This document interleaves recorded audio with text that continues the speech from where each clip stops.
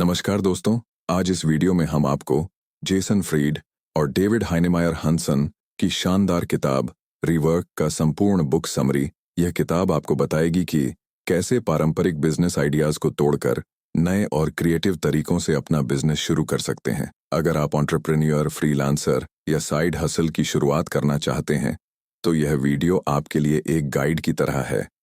यह किताब business, work culture और सक्सेस के पुराने नियमों को तोड़ती है। यह आपको सिखाती है कि कम समय में, कम संसाधनों में और बिना बकवास के कैसे सफल होते हैं लोग। आइए जानते हैं। पहला अध्याय द न्यू रियलिटी बिजनेस और काम करने के पुराने नियमों को चुनौती देता है। लेखक कहते हैं कि आज की दुनिया में सफल होने के लिए पारंपरिक तरीके बेकार हैं। आपको नए सिद्धांतों के साथ काम करना होगा। नंबर 1, बिजनेस प्लान्स ओवररेटेड हैं। पारंपरिक सलाह: बिजनेस शुरू करने से पहले डिटेल्ड प्लान बनाओ। रिवर्क की सलाह: प्लानिंग में ज्यादा समय बर्बाद मत करो। असली दुनिया में चीजें हमेशा अनपेक्षित होती हैं। उदाहरण: क्या आप जानते हैं कि एप्पल, गूगल और फेसबुक शुरू में अपने मौजूदा फॉर्मेट में प्लान नहीं किए गए थे? उन्होंने रास्ते में एडजस्ट किया। नंबर 2, वर्कहॉलिक बनना गलत है। पुरानी सोच: जितना ज्यादा काम करोगे उतना सफल होगे। सच्चाई: लंबे घंटे काम करने से केवल थकान और बर्नआउट होता है। रिवर्क का नियम: क्वालिटी ऑनवर ओवर क्वांटिटी ऑनवर। 4 घंटे के फोकस्ड वर्क से ज्यादा काम निकालो। नंबर 3, फंडिंग के बिना भी स्टार्ट कर सकते हो। मिथक: बिजनेस शुरू करने के लिए वीसी लोन चाहिए। सच: ज्यादातर सफल कंपनियों ने बूटस्ट्रैपिंग, खुद के पैसे से शुरुआत की। उदाहरण: मेलचिम्प ने बिना किसी इन्वेस्टमेंट के शुरुआत की और आज $1 बिलियन कंपनी है। नंबर 4, कंपटीशन को इग्नोर करो। लोगों की गलती: दूसरों को देखो और उन्हीं जैसा करो। सही तरीका: अपना यूनिक आइडिया बनाओ। कॉपी करने से कभी बड़ी सफलता नहीं मिलती। करने योग्य एक्शन स्टेप्स इस अध्याय से: प्लानिंग में कम, एक्शन में ज्यादा समय दो। दिन में सिर्फ 4 से 5 घंटे डीप वर्क करो, बाकी समय आराम। अगर पैसे की कमी है तो छोटे स्तर पर शुरुआत करो। कॉम्पिटिटर्स को एनालाइज करने की बजाय अपने कस्टमर्स की जरूरतें समझो। एक सवाल जो आपको अगला अध्याय सुनने पर मजबूर कर देगा: क्या आप जानते हैं कि ज्यादातर सफल बिजनेस के पीछे का सीक्रेट लक नहीं बल्कि एक खास मेंटालिटी है? अगले अध्याय में हम जानेंगे कि कैसे प्रोडक्टिविटी के बारे में आपकी सोच गलत हो सकती है। दूसरा अध्याय टेक लेस सिखाता है कि कम चीजों के साथ ज्यादा कैसे हासिल करें। लेखक कहते हैं कि हमारी सोच ज्यादा चांस बेहतर पर आधारित है, लेकिन असली सफलता कम पर स्मार्ट चुनने में है। नंबर 1, छोटी टीम, बड़े रिजल्ट्स। मिथक: बड़े प्रोजेक्ट्स के लिए बड़ी टीम चाहिए। सच्चाई: ज्यादा लोग शायद ज्यादा मीटिंग्स, ज्यादा कॉम्प्लिकेशन। उदाहरण: व्हाट्सएप ने सिर्फ 5 इंजीनियर्स के साथ 1.5 बिलियन यूजर्स को हैंडल किया। रिवर्क का नियम: छोटी और स्किल्ड टीम, बेहतर आउटपुट। नंबर 2, फीचर्स की बजाय सिंप्लिसिटी। कॉमन मिस्टेक: प्रोडक्ट में जितने ज्यादा फीचर्स उतना बेहतर। सच: ज्यादा फीचर्स वंस कंफ्यूज्ड कस्टमर्स। उदाहरण: आईफोन ने शुरुआत में सिर्फ जरूरी फीचर्स दिए, बाद में अपडेट किए। रिवर्क का नियम: कम पर परफेक्ट, ज्यादा पर औसत। नंबर 3, मल्टीटास्किंग एक झूठ है। लोगों की सोच: एक साथ कई काम करने से प्रोडक्टिविटी बढ़ती है। साइंस कहती है मल्टीटास्किंग से 40% प्रोडक्टिविटी कम होती है। Solution: single tasking plus deep focus, असली एफिशिएंसी। नंबर 4, मीटिंग्स, टाइम की बर्बादी। स्टडी के अनुसार औसत कर्मचारी 31 घंटे प्रतिमाह सिर्फ मीटिंग्स में बर्बाद करता है। रिवर्क का तरीका: मीटिंग्स को 5-10 मिनट तक सीमित रखो। एजेंडा पहले से भेजो और सिर्फ जरूरी लोगों को बुलाओ। कुछ करने योग्य एक्शन स्टेप्स इस अध्याय से: छोटी और एफिशिएंट टीम बनाएं। प्रोडक्ट में सिर्फ कोर फीचर्स रखें, बाकी बाद में। मल्टीटास्किंग छोड़ो, सिंगल टास्क पर फोकस करो। मीटिंग्स को शॉर्ट और क्रिस्प रखो। एक सवाल जो आपको अगला अध्याय सुनने पर मजबूर कर देगा: क्या आप जानते हैं कि 90% स्टार्टअप्स असफल होने का सबसे बड़ा कारण जल्दबाजी नहीं बल्कि बहुत ज्यादा इंतजार है? अगले अध्याय में हम जानेंगे कि प्रोग्रेस परफेक्शन क्यों सफलता का गोल्डन रूल है। तीसरा अध्याय प्रोग्रेस ओवर परफेक्शन एक बड़े सच को उजागर करता है: परफेक्ट होने का इंतजार करने वाले कभी शुरू ही नहीं कर पाते। लेखकों का कहना है कि दुनिया में ज्यादातर सफल लोगों ने परफेक्शन के चक्कर में समय बर्बाद नहीं किया, बल्कि तुरंत एक्शन लिया, गलतियां की और रास्ते में सुधार किया। नंबर 1, परफेक्ट प्रोडक्ट एक मिथक है। कॉमन गलती, सब कुछ बिल्कुल बेस्ट होने तक लॉन्च नहीं करेंगे।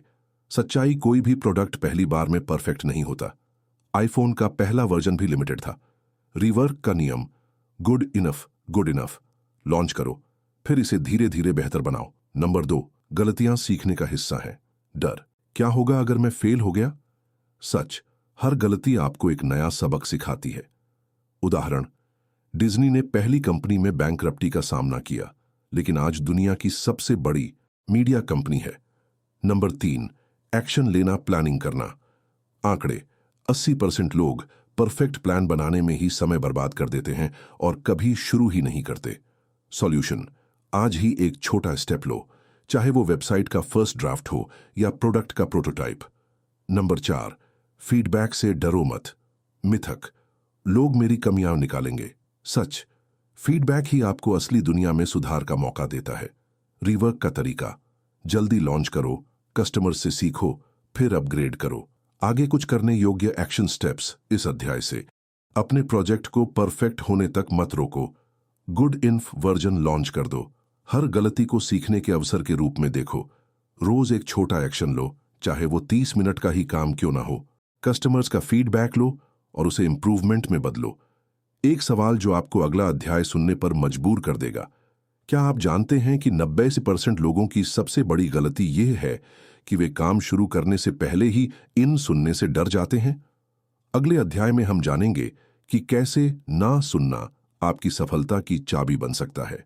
चौथा अध्याय, द पावर ऑफ नो, एक क्रांतिकारी सिद्धांत सिखाता है। हां कहने से ज्यादा महत्वपूर्ण सही समय पर ना कहना है। लेखकों का मानना है कि असली सफलता उन लोगों को मिलती है जो फोकस्ड रहने के लिए ना कहना जानते हैं, चाहे वह अवसर हो, प्रोजेक्ट हो या लोगों की मांग। नंबर 1, हर अवसर अच्छा नहीं होता। कॉमन गलती, यह मौका हाथ से निकल जाएगा। सच्चाई, 90% अवसर वास्तव में वक्त की बर्बादी होते हैं। उदाहरण, गूगल ने हजारों आइडियाज को ना कहा ताकि सर्च और एड्स पर फोकस कर सके। नंबर 2, ना कहने से बढ़ती है क्रिएटिविटी। मिथक, ज्यादा ऑप्शंस व ज्यादा इनोवेशन। सच, लिमिटेशंस ही रचनात्मक समाधान को जन्म देती है। रीवर्क का नियम, कम संसाधनों में ज्यादा स्मार्ट काम करो।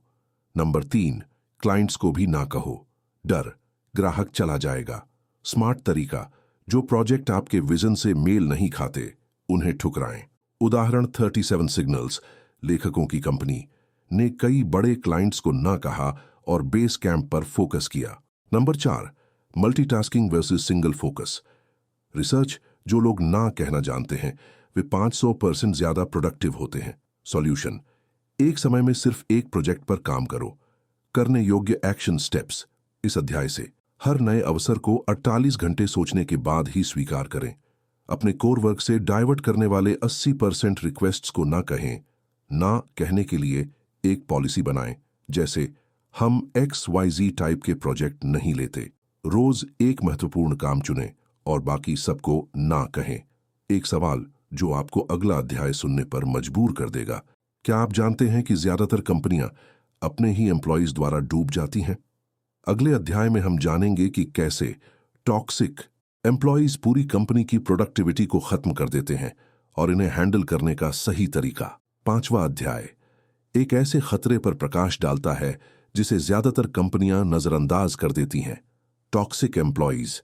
लेखक बताते हैं कि एक जहरीला कर्मचारी पूरी टीम की मोटिवेशन, कल्चर और प्रोडक्टिविटी को धीरे धीरे खत्म कर देता है, भले ही वह टैलेंटेड क्यों ना हो। Number 1, talent versus toxicity. Common mistake, वह बहुत स्किल्ड है इसलिए उसके बर्ताव को इग्नोर करते हैं। सच्चाई, एक टॉक्सिक एम्प्लॉय 5 अच्छे कर्मचारियों को डिमोटिवेट कर सकता है। उदाहरण, एक स्टडी के मुताबिक 34% कंपनियों ने माना कि टॉक्सिक एम्प्लॉइज ने उनकी टीम परफॉर्मेंस को प्रभावित किया। नंबर 2, टॉक्सिक एम्प्लॉइज की पहचान। ये 3 टाइप के लोग होते हैं। 1, एट द विक्टिम, हमेशा शिकायत करता है, दूसरों को दोष देता है।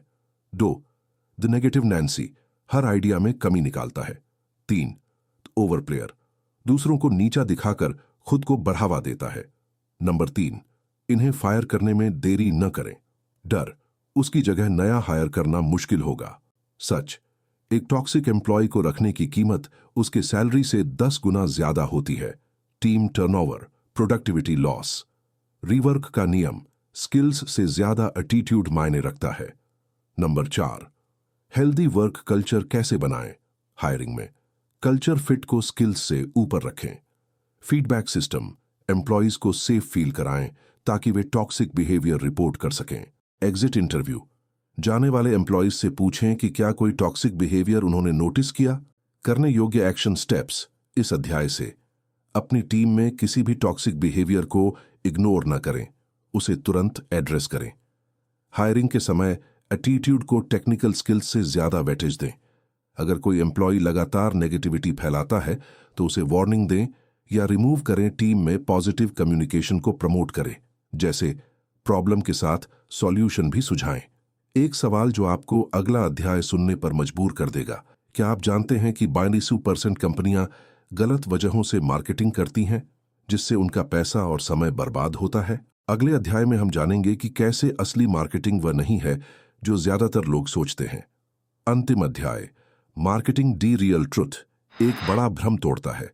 मार्केटिंग सिर्फ एडवर्टाइजिंग नहीं है। लेखक बताते हैं कि असली मार्केटिंग वह है जो कस्टमर्स के दिलों तक पहुंचे, न कि सिर्फ उनकी आंखों तक। यह अध्याय बताता है कि कैसे बिना बड़े बजट के भी असरदार मार्केटिंग की जा सकती है। नंबर 1, मार्केटिंग विज्ञापन।